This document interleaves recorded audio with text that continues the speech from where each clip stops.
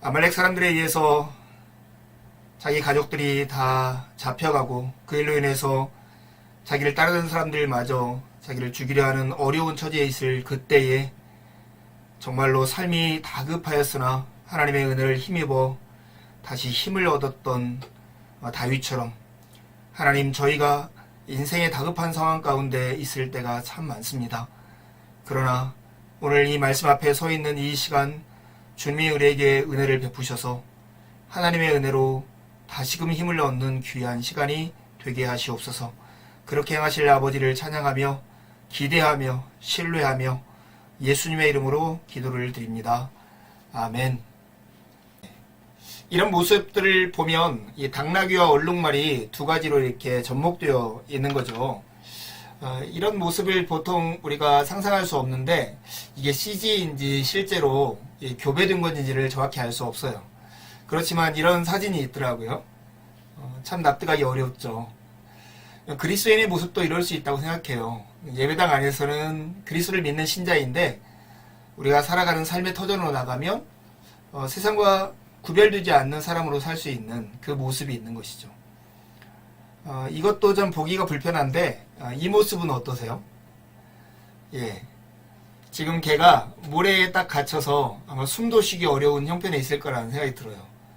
지금 이렇게 갇혀있는 모습, 우리가 사회라고 하는, 세상이라고 하는 문화 가운데 그리스도인의 삶이 이렇게 옴싹달싹 못할 정도로 딱 갇혀있는 상태에서 머리로는 그리스도를 믿고 신뢰한다고 하는데 내 몸은 전혀 움직일 수 없는, 그리스도처럼 움직일 수 없는 그런 모습은 아닐까 하는 생각이 들어요.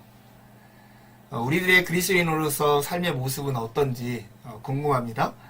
우리 모두가 정말로 이런 모습에서 벗어나서 정말 그리스도인다운 한 가지 오롯한 모습을 가지고 머리로만 예수 그리스도를 믿는 게 아니라 삶의 모든 동작에서 정말 예수 그리스도를 온전히 따르는 제자의 삶이 되려면 어떻게 할까요?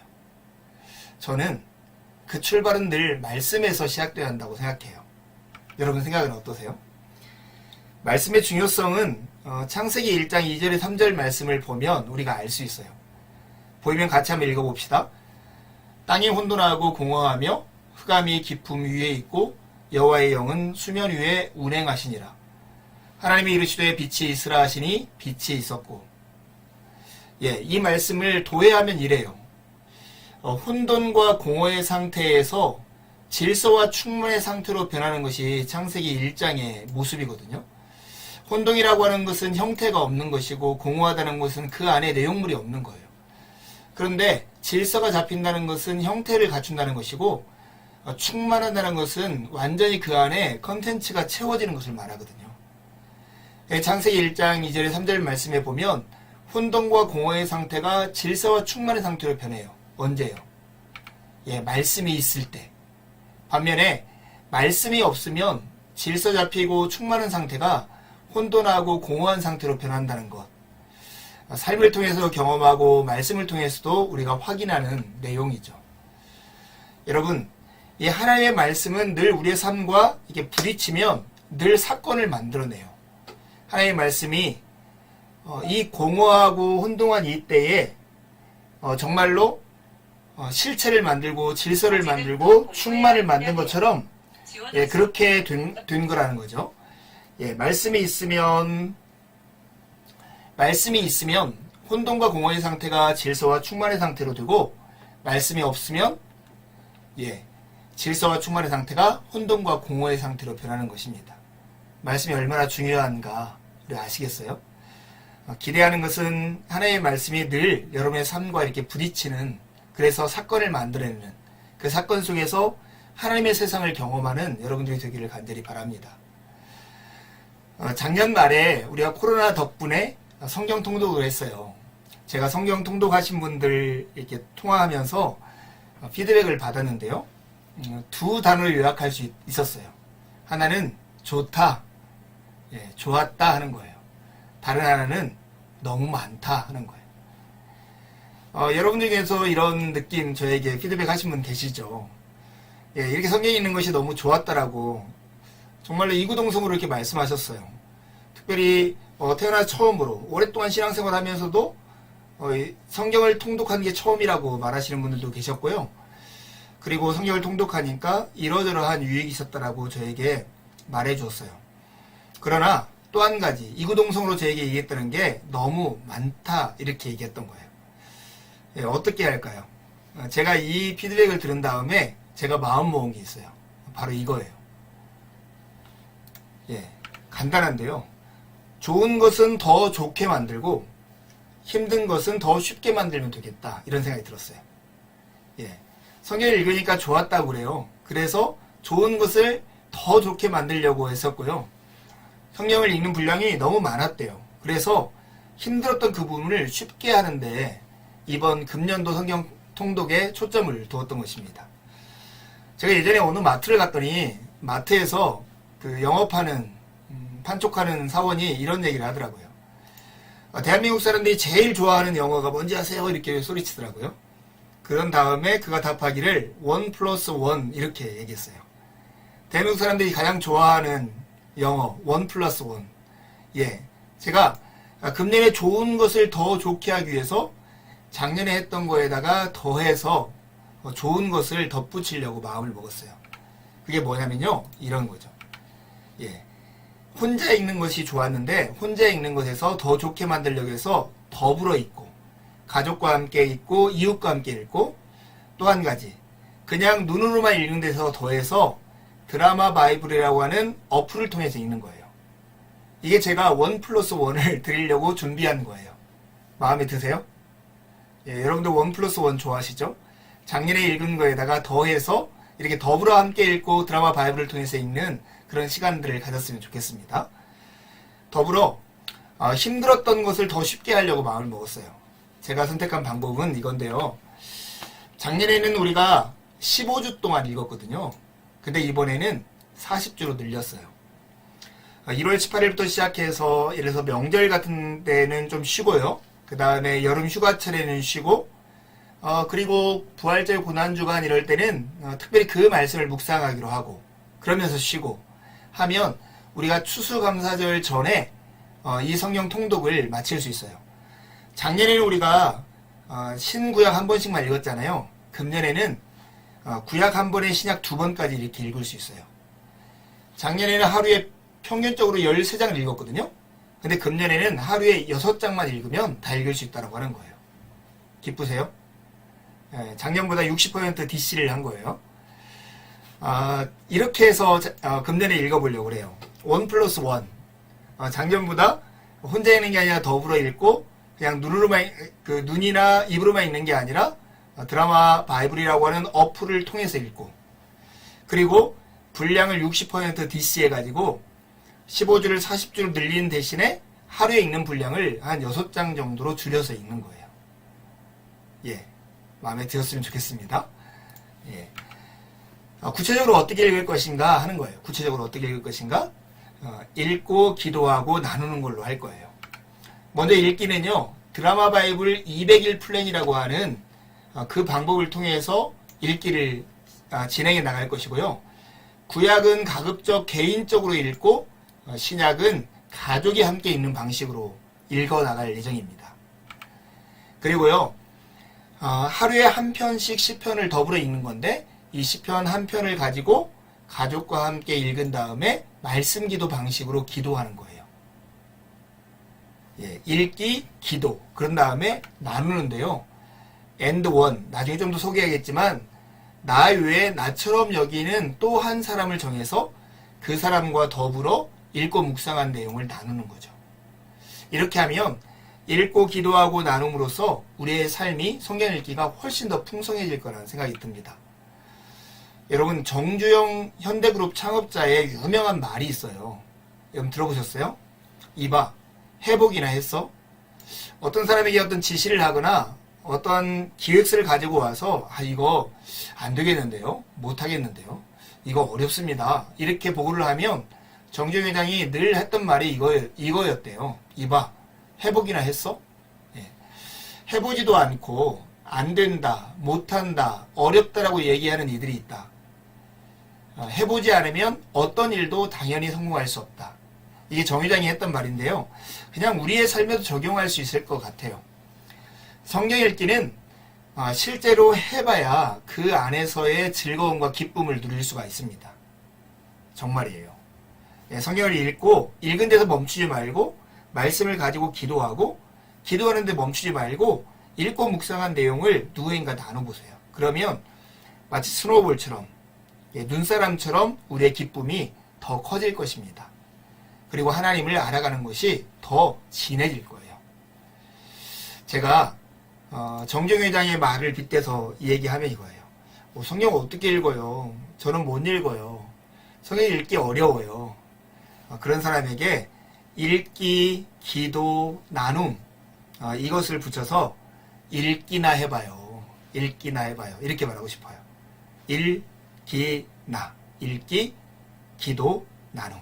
그러면 하나님과의 친밀한 교제 가운데 우리가 들어갈 수 있을 것입니다. 예, 그러면 한 가지씩을 좀 소개해 볼게요. 여러분, 먼저 읽기예요. 읽기를 제가 이렇게 스케줄표를 가지고 매주 주일날 밤에 여러분 카톡에다가 이것을 올려드릴 거예요. 예, 저번에 도전 15주 성경 읽기 단톡방인데요. 여기에 제가 이렇게 공지란 부분에 성경 읽기 그 주의 스케줄을 보내요. 이번에도 마찬가지인데요. 제가 이런 도표 비슷하게 보낼 건데요. 1월 18일 날은 구약 읽기로 사무엘상 1에서 4장, 신약 읽기로 마태복음 1에서 2장, 그 다음에 시편 기도로 시편 1편 이렇게 읽기를 보낸다고요. 그러면 여러분은 이것에 따라서 읽으면 되는 겁니다. 가급적 구약은 여러분이 출퇴근할 때 아니면 개인적인 시간대 읽어보시고 신약은 가족들이 함께 모여서 소리내서 읽으면 좋을 것 같아요. 아니, 구약과 신약을 함께 읽으면 더 좋죠. 하지만 그렇게 시간 내기 어려운 분들은 이렇게 읽으면 돼요. 구약과 신약을 한 6장 정도 읽는데 얼마 정도 시간이 걸릴까? 제가 지금 2주째 테스트를 하고 있는데 이 드라마 바이블이라는 어플을 켜놓고 해도 30분이 안 걸려요. 그런데 자기 눈으로 읽으면 더 빨리 읽거든요. 그러면 한 20분에도 읽을 수 있고 신약만 모여서 읽으면 10분, 15분에도 읽을 수 있어요. 충분히 가능하겠죠. 여러분, 이 스케줄을 모르는 사람들은 이 드라마 바이블이라고 하는 어플을 좀 이따 소개할 건데 이 어플 안에 200회라고 하는 성경 읽기 목차표가 있어요. 그러면 각 일마다 이 성경 읽기의 플랜이 다 나와 있어요. 그리고 밑에 플레이만 누르면 이 순서대로 이렇게 낭독이 됩니다. 그래서 우리가 읽기 어렵지 않아요. 제가 단톡방에 올려드리는 것과 여러분들이 이 커뮤니티 성경 읽기라고 하는 이 사이트를 통해서 어플을 통해서 스케줄을 봐가지고 읽으면 될 것 같아요. 다시 한번 얘기하지만 가급적 구약은 개인적으로, 신약은 가족과 함께, 그리고 시편으로 기도하면서 마치는 것, 이것이 읽기의 기본입니다. 이제 드라마 바이블을 어떻게 사용할 것인가, 이거 울산 대형교회에서 제작한 영상인데 이 영상을 잠깐 함께 보겠습니다. 이 영상에 잘 소개되어 있어요. 하나님이여, 나를 구원하소서. 말씀대로 내게 이루소서. 내 손으로 하는 모든 일에 복을 주시리니 땅의 모든 끝이 하나님을 경외하리로다.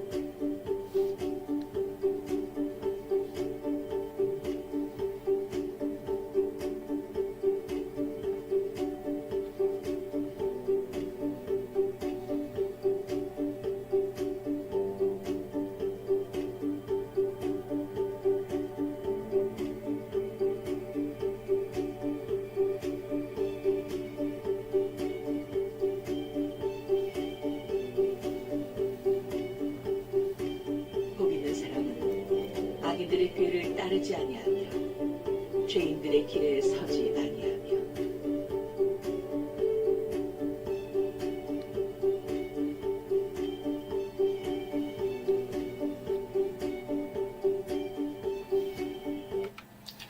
네. 이런 방식으로 성경을 이렇게 드라마 바이블 설치하시고 여기에 소개된 영상을 따라서 이렇게 하면 여러분에게 큰 유익이 있을 것입니다. 혹시 모르시는 분이 있으면 제가 이렇게 통화할 때 저에게 소개를 받으면 될 것 같아요. 여기 읽기는 구약, 신약, 시편 이 세 가지로 한다고 했잖아요. 읽기를 마감할 때 제가 이렇게 문제를, 퀴즈를 보내드릴 건데요. 작년에 우리가 함께 성경 읽으신 분들은 퀴즈 책자를 제가 제작해가지고 드렸습니다. 필요하신 분들은 언제 신청하면 제가 제작해서 더 드릴게요. 그런데 그렇지 않아도 여러분에게 구글 설문지 형식으로 제가 매일 읽을 퀴즈 문제를 보내드릴 거예요. 그러면 여기에 문제들이 쭉 있거든요. 그래서 각 장마다 하나의 문제씩을 성경을 다 읽은 다음에 가족 중에 한 명이 문제를 읽고 함께 답을 맞춰보세요. 그것도 솔솔한 재미가 있을 거라는 생각이 듭니다. 퀴즈 타임 꼭 가져보기를 추천합니다. 읽기를 다 했으면 그 다음에 뭘 했죠? 읽기나 해요 해서 기도였잖아요. 기도는 시편으로 기도하는 것입니다. 시편 1일차는 1편, 2일차는 2편, 3일차는 3편 이렇게 읽어 나갈 건데요. 각 시편을 읽고 그 시편을 가지고 하나님께 기도하는 거예요. 오늘 다시 기도라고 하는 우리가 말씀과 삶에서 나눴던 그 책자의 내용을 참조하면 여러분 기도하는 데가 편할 건데요. 기본적으로 시편은 어떤 책이냐면 고든 웨남이라고 하는 신학자가 말하기를 기도에 사용할 용도로 지어진 책이라는 거예요. 정말 시편은 그래요. 옛날 교부였던 아타나시우스도 이렇게 말했는데요. 여러분이 겪는 특정한 곤경이나 필요가 무엇이든 그것에 딱 맞는 말을 바로 이 책에서 찾아낼 수 있다. 시편을 읽으면 여러분의 감정에 정말로 수없이 많은 것들에 대해서 공감을 일으키고 공명을 일으키는 말씀들을 찾을 수 있을 거예요. 그래서 시편을 가지고 기도하고 시편을 가지고 탄식하고 시편을 가지고 울고 시편을 가지고 찬송하고 이 모든 것가 얼마나 소중한지 모릅니다. 맥체인이라고 하는 목사님이 이렇게 얘기했습니다. 말씀이 기도가 되게 해라. 이것이 말씀의 의미를 이해하고 또 기도를 배울 수 있는 가장 좋은 방법이다. 특별히 자녀들과 함께 성경을 읽는 여러분 주목해 보세요. 자녀들에게 기도를 가르치고 싶으세요? 그러면 달리 어떤 방법을 가르치기 전에 이 시편을 가지고 함께 기도해 보세요. 그러면 자녀들에게 자연스럽게 기도를 가르칠 수 있게 됩니다. 존 파이퍼 목사님이 이렇게 얘기했습니다. 성경을 펼쳐서 읽기 시작하라. 만나는 구절마다 멈춰서서 그 구절을 기도로 바꿔라. 이게 바로 시편의 기도입니다. 말씀 기도, 구체적으로 어떻게 할까요? 예를 들면 이와 같아요. 여러분 23편, 시편 23편을 여러분이 읽었다고 보세요. 여호와는 나의 목자시니 내가 부족함이 없으리로다.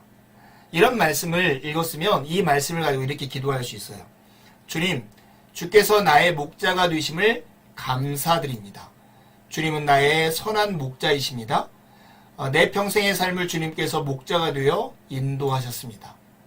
큰 목자이신 주님께서 이제 우리 가족도 인도해 주옵소서. 그들을 세상길에서 보호하시고 하나님의 길로 이끄소서. 주님, 내가 앞두고 있는 장래의 일을 올바로 결정하도록 나를 인도하소서. 이 짧은 시편 한 구절을 가지고 우리는 이렇게 다양하게 기도를 드릴 수 있어요. 하나님을 찬양할 수도 있고 하나님께 고백할 수도 있고 우리의 죄를 용서해 달라고 말할 수도 있고 우리의 소원들을 하나님께 아뢰을 수도 있는 것이죠. 이해하시겠죠? 이 시편의 말씀을 가지고 그렇게 하는 거예요. 시편 1편을 우리가 읽는다 보면 6절을 다 읽되 각 절을 가지고 기도하면 더 좋겠지만 그럴 수 없다면 그 절 중에 한 구절을 가지고 이런 형식으로 기도하면 됩니다. 예를 들어서 시편 34편 8절 너희는 여호와의 선하심을 맛보아 알지어다 이런 말씀이 있다고 봐요. 이 말씀을 붙잡고 하나님께 기도할 수 있죠. 하나님, 주님은 선하신 분이십니다. 이렇게 고백할 수 있어요. 하나님, 제가 하나님의 선하심의 참 맛을 알지 못합니다. 이렇게 하면서 우리의 현실을 하나님께 고백할 수도 있죠. 하나님, 정말로 이 다윗이 고백했던 것처럼 여호와의 선하심을 맛보아 알게 해주십시오. 이런 식으로 하나님 앞에 소원을 우리가 아뢰일 수도 있는 거예요. 여러분, 이렇게 시편으로 하나님께 기도하는 것은 이만큼 소중하고 참 중요한 것 같아요. 특별히 자녀와 함께 금년에 성경 읽기로 마음 먹은 가정이 있다면 정말 이 말씀을 읽은 다음에 마지막으로 시편을 읽고 이 시편을 가지고 하나님께 기도를 해보세요. 시편을 기도하면 기도하는 법을 배울 수 있고 이 말씀이 의미하는 바를 더 구체적으로 알 수 있는 아주 좋은 방법입니다. 금년 말쯤 성경을 다 읽은 다음에 우리가 누군가가 갑자기 기도를 시켜도 이 말씀 한 구절을 우리 마음속에 지니고 있다가 이 말씀을 가지고 하나님께 기도하는 그런 실력을 갖췄으면 참 좋겠습니다. 여러분, 뭐나 해봐? 읽기나 해봐. 읽었으면 그걸 가지고 기도하고 기도했으면 그걸 가지고 나눔을 통해서 배가시키는 것이죠. 여러분, 나눔의 가장 기초적인 방법은 이렇게 단톡방에서 저희 오늘 말씀 다 읽었습니다. 이렇게 해주는 거예요. 이런 말 한마디가 뭐가 중요하냐고요? 정말로 중요해요. 이 말 한마디 때문에 우리가 격려와 힘을 얻어요. 누구도 어려운 형편 가운데 말씀을 읽었구나. 누구도 읽었구나. 이것이 나에게 이렇게 동기를 부여해서 나도 열심히 성경을 읽게 하는 큰 힘이 됩니다. 이번에도 단톡방을 만들 건데요. 이 단톡방에서 여러분 가급적 이렇게 다 읽었으면 읽었다라고 조금 늦게 읽어도 읽은 것을 표시해주면 참 좋을 것 같아요. 큰 격려가 되더라고요. 여러분, 나누기 위해서는 해야 할 한 가지 일이 있어요. 이거 하기 쉽지 않을 수도 있는데 도전해 보세요. 여러분, 혹시 세 줄 일기라는 거 아세요? 세 줄 일기. 세 줄 일기를 쓰듯이 말씀을 읽은 걸 가지고 세 줄 말씀 일기를 한번 써보세요. 세 줄 말씀 일기. 세 줄 일기의 내용이 이건데요. 오늘 가장 안 좋았던 일 한 가지, 가장 좋았던 일 한 가지, 그 다음에 내일의 목표, 이 세 가지를 세 줄로 쓰는 것이 세 줄 일기거든요. 근데 이 세 줄 일기가 정말로 사람들의 이 감정을 정화하는데 아주 좋은 효과가 있다라고 그래요. 그래서 많은 사람들이 쓰는 방식인데 세 줄로 말씀 일기를 쓰면 어떨까요? 그래서 우리가 오늘 읽은 말씀 중에 다음날 아침에 일어나거나 그날 저녁에 세 줄 일기를 쓰는 거예요. 이 말씀 중에 내 마음에 내 삶과 딱 부딪혀서 나를 아프게 한 말씀, 그걸 하나 써보는 거예요. 그걸 붙잡고 그것을 회개하는 거죠. 이렇게 나를 아프게 한 말씀, 나로 하여금 회개로 이끄는 힘이 있어요. 그리고 이 말씀을 읽다 보니까 내게 굉장히 좋고 위로가 되고 힘이 되고 하나님을 알게 되는 그런 말씀들이 있잖아요. 그런 가장 좋았던 말씀 한 구절을 적어보세요. 이것은 나로 하여금 하나님을 더 신뢰하게 하고 하나님께 더 감사하게 하고 하나님을 찬양하게 하는 말씀이죠. 그리고 끝으로 내일의 목표, 정말로 순종하고자 하는 말씀, 나 이 말씀대로 살아야겠다 하는 말씀을 한 구절 적어보세요. 그리고 이 말씀대로 순종해보세요. 이렇게 세 줄 일기를 쓰듯이 세 줄 말씀 일기를 쓰면 이걸 가지고 누구인가 나누기 굉장히 쉽겠죠. 그러겠죠, 여러분. 누구에게인가 나눠야 할까, 누구에게 나눠야 할까, 이런 고민들을 한다면 여러분 생각을 좀 해보세요. 코로나 전국에 사회적 이슈가 되었던 노래 하나가 있는데 그게 이적이 불렀던 당연한 것들이라고 하는 노래였어요. 그 가사의 일부를 제가 실어왔는데요. 그때는 알지 못했죠. 우리가 무엇을 누리는지. 거리를 걷고 친구를 만나고 손을 잡고 껴안아주는 것. 우리에게 너무 당연한 것들. 우리에게 너무 당연한 것들, 우리가 살아왔던 평범한 나날들이 다 얼마나 소중한지 알아버렸죠. 이게 당연한 것들의 가사인데 우리가 살아왔던 평범한 나날이 얼마나 소중한지 알아버렸죠. 이 가사 생각하면서 많은 사람들이 공감을 했어요. 코로나 때 정말 누군가 만나서 밥을 먹고 대화하는 것도 참 조심스러운 때가 되어버렸잖아요. 그런데 저는 개인적으로 당연했던 것들 중에서 가장 많이 잃어버린 게 뭘까? 이런 질문을 스스로에게 해봤거든요. 근데 그것은 저에게는 이웃이었어요. 더 포괄적인 의미여서 뭐 당연하지 이렇게 말할 수 있을 거예요. 그러나 정말 손잡을 수 있고 같이 밥 먹을 수 있고 같이 이야기할 수 있는 너무나 당연했던 그 이웃을 잃어버렸고, 이제는 우리의 욕망이나 우리가 자유를 위해서 서로의 관계를 단절하고 나를 주변으로 해서 벽을 담을 쌓고 있어서 정말로 이웃이 없어지고 사라진 시대를 우리가 살고 있는 것 같아요. 여러분, 이웃이 누구라고 생각하세요? 저는 이웃을 이렇게 정의하고 싶어요. 나 말고 나처럼 여기는 또 한 사람. 그것이 이웃이에요. 금년도 우리가 몸된 교회 안에서 이런 일이 있었으면 좋겠어요. 좀 무브먼트처럼 and one. 주님께서 우리에게 이렇게 말씀하셨잖아요. 내 몸같이 내 이웃을 사랑하라. 내가 아닌데 나처럼 여기는 한 사람. 그 이웃을 만들고 그 사람에게 이 말씀을 읽은 다음에 이야기를 나누는 거예요. 여러분들에게 이웃 있으세요? 여러분들에게 이웃이 있으세요? 마음껏 여러분들의 삶을 나누고 내가 아닌데 나처럼 여기는 또 한 사람이 여러분에게 있습니까? 이런 이웃이 많은 사람이 진짜 부자 같아요. 여러분에게 이런 이웃들이 풍성해지기를 바라요. and one. 나 말고 나처럼 여기는 또 한 사람. 그런 사람을 만드는, 그런 사람들이 더 풍성한 한 해가 됐으면 좋겠고, 몸된 교회 교우들, 특히 몸된 교회 안에서 우리가 크지 않은 가족이지만 가족 안에서 내가 아닌데 나처럼 여기는 또 한 사람 늘 생각하면서 그를 위해서 기도하고 그를 격려하고 그의 필요가 무엇인지를 살피고 하는 일들이 우리의 삶에서 풍성해졌으면 하는 마음이 늘 제 속에 있습니다. 여러분, 이 말씀을 생각하면서 여러분 누가복음 10장에 있는 선한 사마리아인의 비유라고 일컬어지는 그 얘기 생각해 보세요. 그 이야기의 발대는 어떤 서기관, 젊은 율법사가 와서 예수님에게 했던 질문으로부터 시작해요. 예수님한테 잘 보이려고, 내가 도와야 할 내 이웃이 누구예요? 예수님한테 이렇게 말을 하는 거죠. 그때 예수님은 선한 사마리아인의 비유를 하신 다음에 이렇게 거꾸로 말씀하세요.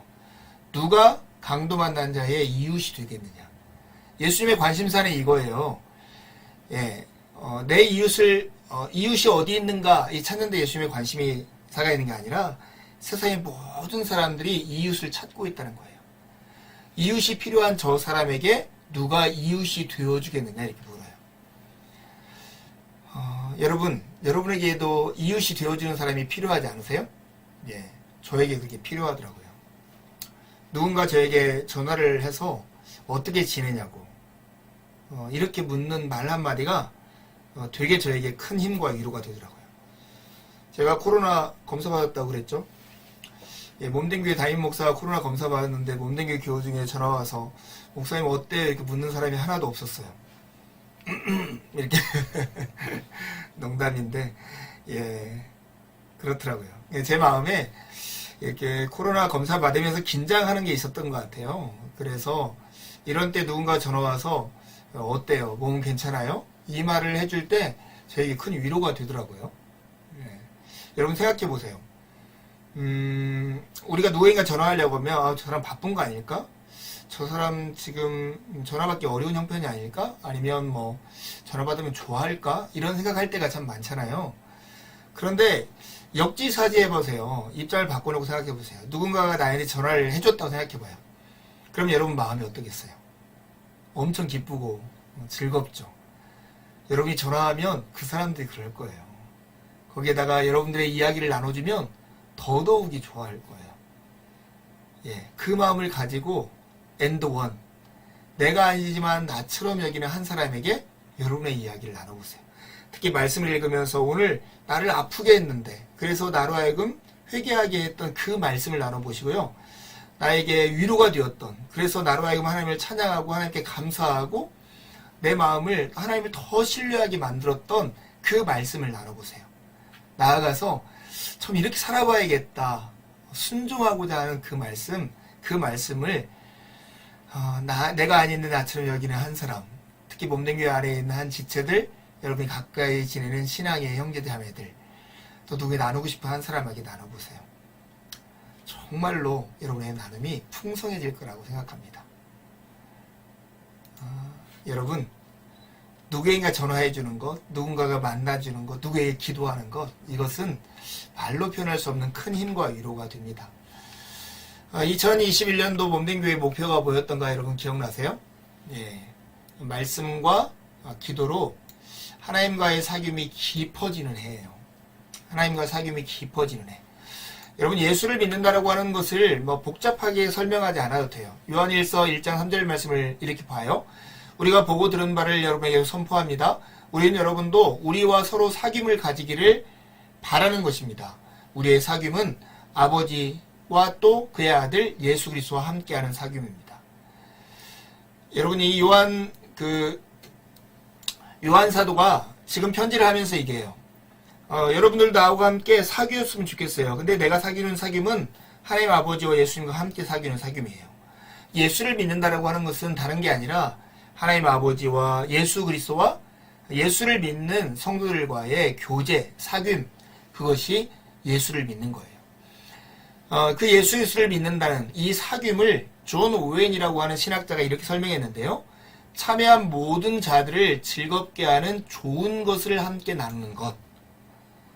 교제 가운데 있는 하나님과 예수 그리스도와 다른 믿는 형제 자매들과 함께 우리 모두를 즐겁게 하는 좋은 것을 함께 나누는 것이 교제래요.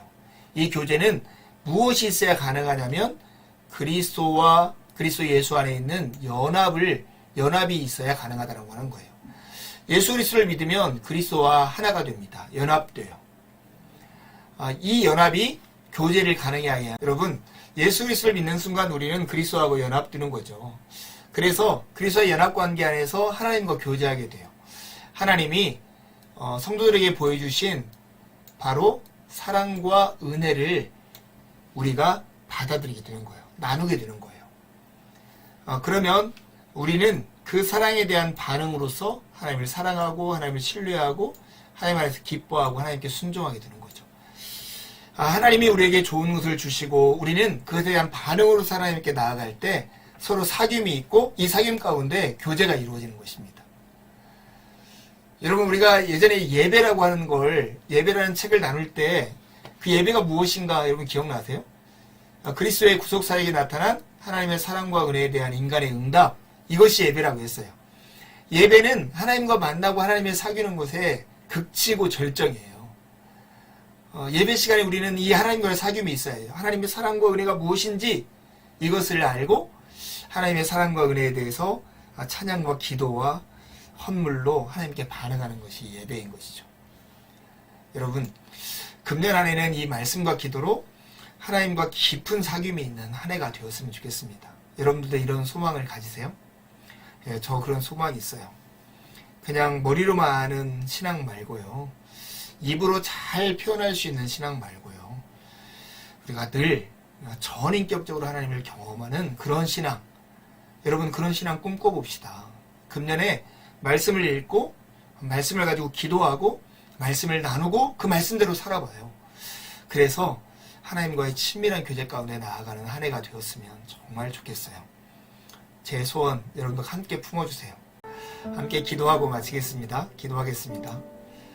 참으로 좋으신 하나님, 주님의 말씀으로 우리를 먹이시고 말씀을 통해서 그리스도의 구속사에 나타난 하나님의 사랑과 은혜가 무엇인지를 깨달아 알므로써 하나님께 감사하고 하나님을 사랑하고 하나님을 신뢰하며 하나님 안에서 기뻐하고 하나님께 순종할 수 있는 길을 저에게 열어주시고 이를 통해서 하나님과 더 친밀하게 나아가게 하시는 주님, 하나님 참 감사합니다. 하나님 비록 원하는 것은 금년 안에 성경 읽기를 시작하는 금년 이 시간들을 통해서 우리가 머리로만 입으로만 아는 신앙이 아니라 하나님과 더욱 친밀해지가는 그런 신앙을 경험하는 한 해가 되게 하여 주옵소서. 감사합니다. 예수님의 이름으로 기도를 드립니다. 아멘.